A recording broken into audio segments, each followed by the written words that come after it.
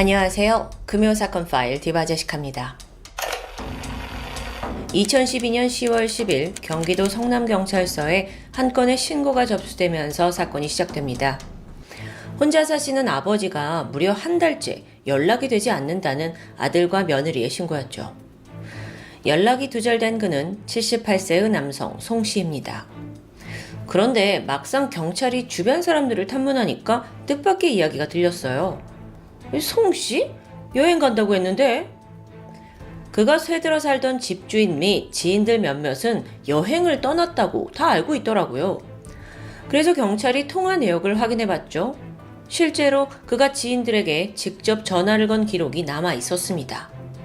아니 근데 이상하게도 여전히 가족과 또 경찰의 연락만큼은 받지 않았고요. 일부러 피하는 걸까요? 일단 경찰은 송 씨가 여행을 갔다고 직접 알렸다는 그 점, 그리고 고령임에도 불구하고 평소 정정했다라는 진술을 토대로 단순 가출의 가능성에 무게를 두게 됩니다. 하지만 탐문을 하던 중 좀 수상한 점을 발견해요. 지인들이 하는 말이 송 씨 번호로 전화가 오긴 했다. 근데 알고 보니 아들이 건 거더라 라고 말하는 겁니다. 그러니까 수화기 너머의 목소리가 송 씨 본인이 아니었다는 거죠. 웬 젊은 남자가 송 씨 아들입니다 라고 소개했다는데요.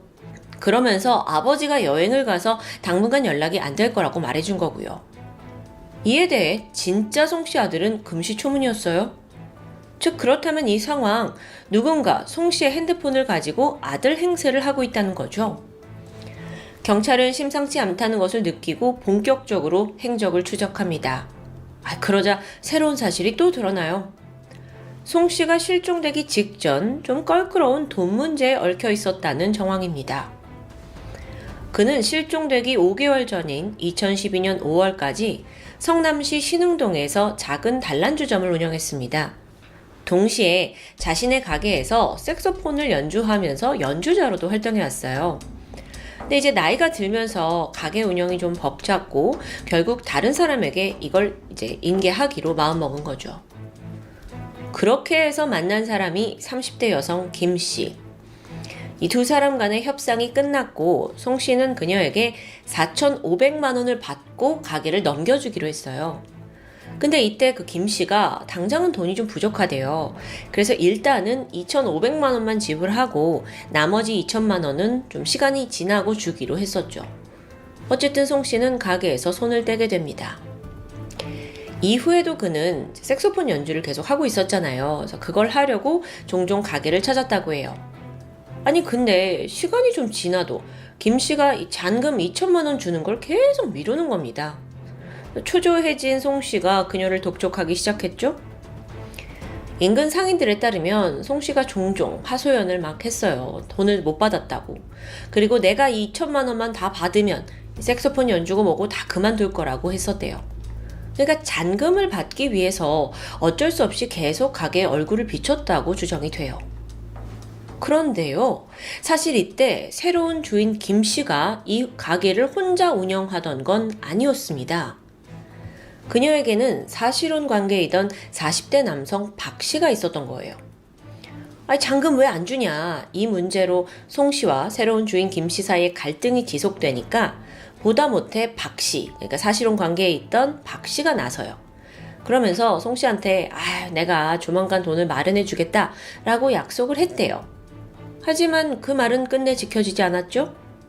경찰이 확인해 본 결과 송 씨의 실종 수사가 진행 중이던 그 당시까지도 잔금을 줬다는 은행 기록은 전혀 찾아볼 수 없었습니다.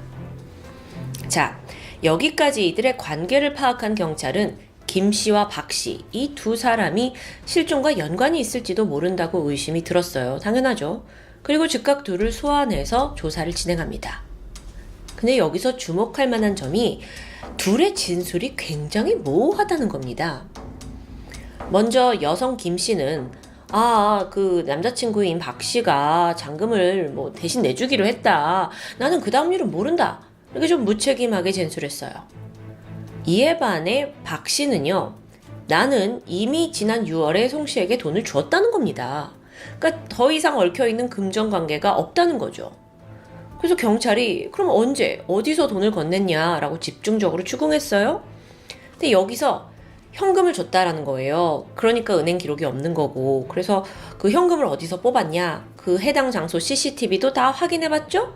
근데 둘의 모습이 전혀 나오질 않아요. 근데 이 와중에 박 씨는 또 억울하대요. 아유, 은행 기록이 없는 거는 내가 억울하다. 현금으로 다 준 거다. 난 영수증을 못 받았다. 이 주장을 굽히지 않습니다. 물론 경찰은 그를 강하게 의심했지만 이게 심증만으로 검거할 순 없죠. 경찰이 좀 더 확실한 증거를 찾기 위해 이번엔 박 씨의 통화 기록을 살피게 돼요. 그리고 이때 눈에 띄는 사항이 하나 있었죠. 박 씨가 지난 9월 13일, 그러니까 수사가 있기 대략 한 달 전에 어떤 업체를 불러서 단란주점 내부 방수공사를 진행했다는 사실입니다. 갑자기 방수공사? 왜요? 사실 이 공사 자체가 수상한 건 아니에요. 가게가 오래된 곳이라서 충분히 보수공사를 좀 할 수도 있죠. 그런데 문제는 이 공사를 진행한 직후 박 씨가 자기 휴대폰에서 업체 번호를 곧바로 삭제했더라고요. 마치 이 공사가 진행된 걸 아예 없었던 일로 하려는 것처럼요. 그래서 경찰이 수소문 끝에 그 공사를 진행한 설비업자 우 씨를 찾아갔는데 거기서 아주 결정적인 진술을 얻게 됩니다.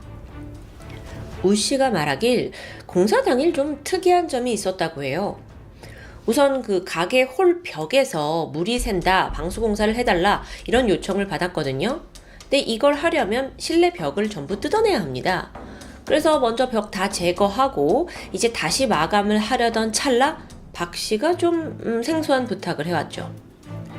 그 마감을 하기 전에 벽 안에다가 커다란 나무 상자를 넣고 그 위에 콘크리트를 발라달라는 거예요. 그래서 여기서 업자인 우 씨가 난색을 표했죠. 아니, 나무 상자가 너무 커요. 그래서 벽에 넣으면 그 부분이 튀어나올 수 있으니까 미관상 좋지 않을 것 같은데? 하지만 여기서 박 씨는 개의치 않아 했습니다. 그래서 우 씨도 궁금해졌죠. 아니, 도대체 이 박스가 뭐길래 그렇게 넣으려고 하는 거냐 했더니 박 씨가 말하길 물을 빨아들이는 방습제를 가득 채운 거라고 대답했어요. 여기에 자기가 웃돈을 얹어줄 테니까 내가 요청한 대로 공사를 좀 진행해 달라고 부탁했고요. 사실상 우 씨 입장에서는 딱히 거절할 이유가 없죠. 미관상 안 좋은 것도 다 그쪽 일이니까. 그래서 결국 의문의 상자는 벽 안에 매장이 되었다는데요. 공사가 진행되는 그날 박 씨는 단 한 번도 자리를 뜨지 않고 내내 그 상자를 지켜봤습니다. 게다가 주변에다가 막 칙칙칙칙 방향제를 뿌리면서 아유 냄새 좀 안 나게 잘 부탁해요 라고 당부했고요. 사실 우 씨는요 수많은 설비 공사를 하면서 벽에다가 나무 상자를 넣는 건 생전 처음 겪는 일이었어요. 그러니 그날의 일을 똑똑히 기억하고 있었고요. 수상하죠. 경찰이 즉각 가게로 출동을 해서 벽 안에 숨겨진 그 나무 상자를 찾기 시작했습니다. 보니까 정말 수상하게 툭 튀어나온 벽 한쪽이 있더라고요. 바로 뜯어내기 시작했죠. 그러자 가로 113cm, 세로 40cm, 높이 한 80cm 정도 되는 나무 상자가 등장합니다. 근데 이게 완전히 거의 밀폐된 수준이에요. 모서리에는 꼼꼼하게 실리콘이 다 발라져 있고 곳곳에 못질이 막 되어 있고요. 약간 관짝 같기도 한 이 수상한 상자. 경찰은 조심스레 뚜껑을 열었습니다. 그 안에서는 여행용 가방이 발견되었죠. 그리고 가방 안에는 비닐에 쌓여있는 송 씨의 시신이 있었습니다. 11월 13일 경찰은 박 씨를 체포합니다. 시신도 나왔고 그걸 직접 업자시켜서 벽에 유기한 정황까지 이거 빼박이에요. 그렇게 박 씨를 추궁하니까 그도 머지않아 살인을 자백하게 되는데요. 그 진술에 따르면 그가 송 씨를 살해한 날짜는 9월 6일이었습니다. 그날 저녁 6시 두 사람은 가게에서 단둘이 만났습니다. 그리고 박 씨에 따르면 잔금 2천만 원이 남아있잖아요. 그 중에 1,700만 원을 자기가 현금으로 건넸대요. 자, 그러자 송 씨가 아니 나머지 300만 원은 왜 안 주냐 했겠죠. 그러니까 박 씨가 그거는 내가 이 가게를 좀 운영하다 보니까 가게에 스프링클러가 꼭 필요해서 내가 그걸 설치하는 데 썼다. 좀 그런 돈이니 좀 빼달라 라고 했다는 거예요. 근데 이거는 사실 이제 박 씨 입장에서는 전 주인이 고치지 않아서 생긴 문제니 내가 좀 고쳤으니까 그냥 1,700만 원 퉁 치자라는 거죠. 여기에 송 씨가 말도 안 된다. 원래 돈대로 다 줘라 라면서 화를 냈고요. 곧이어 두 사람의 목소리가 높아지기 시작합니다. 박 씨의 주장에 따르면 이 과정에서 송 씨가 김 씨, 그러니까 박 씨의 그 사실혼 관계에 있는 아내에 대해 모욕적인 발언을 했다고 해요. 거기에 격분한 박 씨가 송 씨 할아버지를 강하게 밀쳤죠. 바닥에 넘어졌는데 여기서 그치지 않고 그의 목을 세게 밟게 됩니다. 잠시 후 이 할아버지가 의식을 잃었어요. 몸에 미동이 없었고요. 하지만 여기서 박 씨는 여전히 분노가 치밀었는지 곧장 주방에 있던 호스를 가져와서 그의 목을 세게 졸라버렸죠. 끝내 송 씨의 숨이 끊어졌고 이후 박 씨는 시신을 비닐로 싸서 노끈으로 묶고는 여행용 가방에 넣어둡니다. 문제는 그 다음이었습니다. 시신을 어떻게 처리해야 할지 모르겠거든요. 일단은 그 여행 가방을 가게 창고에 방치해둔 채 며칠간 영업을 했죠. 근데 그게 냄새가 안 나겠냐고요. 시신이 부패하면서 하나둘 직원들이 사장님 창고에서 너무 이상한 냄새가 나요. 막 이렇게 이제 불평을 합니다. 박 씨가 두려워졌어요. 그렇다고 이 큰 가방을 지금 밖으로 들고 나가는 순간 CCTV에 찍히잖아요. 그럼 이게 증거가 남을 게 뻔하니까 그것도 할 수 없었죠. 무엇보다 혼자 가방을 옮기기에 가방도 꽤 무거웠습니다. 결국 그에게 가장 안전한 장소는 바로 이 가게입니다. 여러분, 실제로도 일부 범죄자들은 시신 유기를 할 때 자신이 통제하기 쉬운 곳으로 선택한다고 해요. 계속 시야에 둬야 마음이 편하다고 느끼는 거죠. 그렇게 박 씨는 가게 내에 마땅한 장소를 찾기 시작해요. 아니 근데 그게 쉽지 않죠. 여기는 손님들도 들락날락, 직원까지 오가는 영업장이잖아요. 그래서 고심 끝에 떠올린 게 벽과 나무 상자였습니다.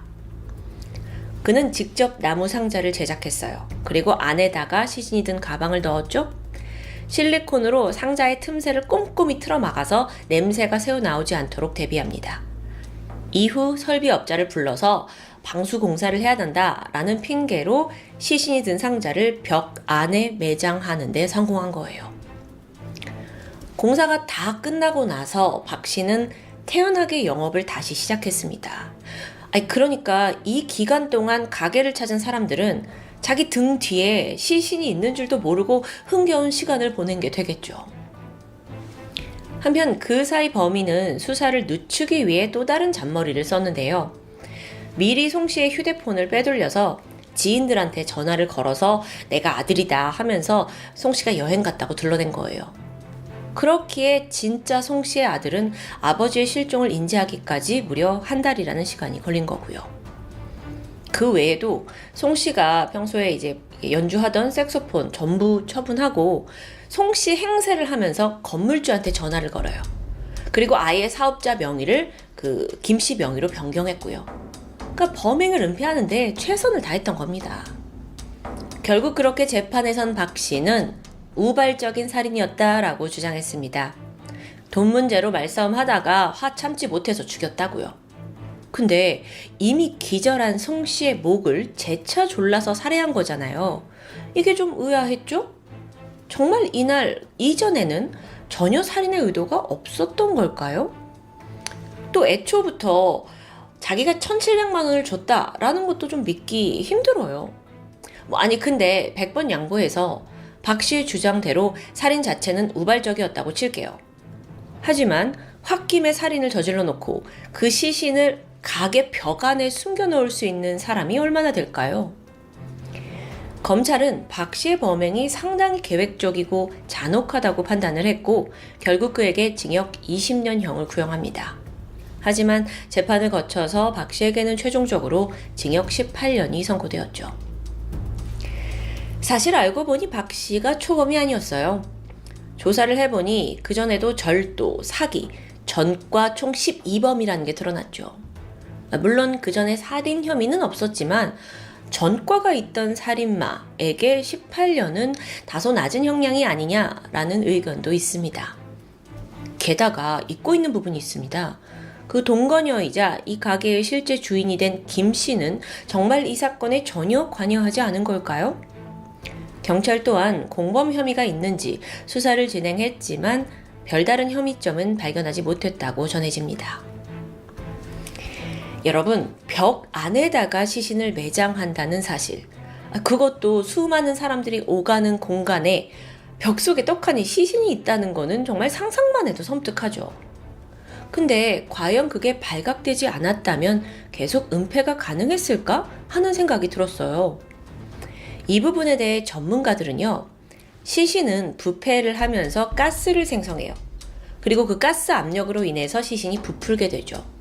그러면 언젠가 그걸 덮고 있던 나무가 부서지고 콘크리트마저 조금씩 금이 가지 않았을까 예상합니다.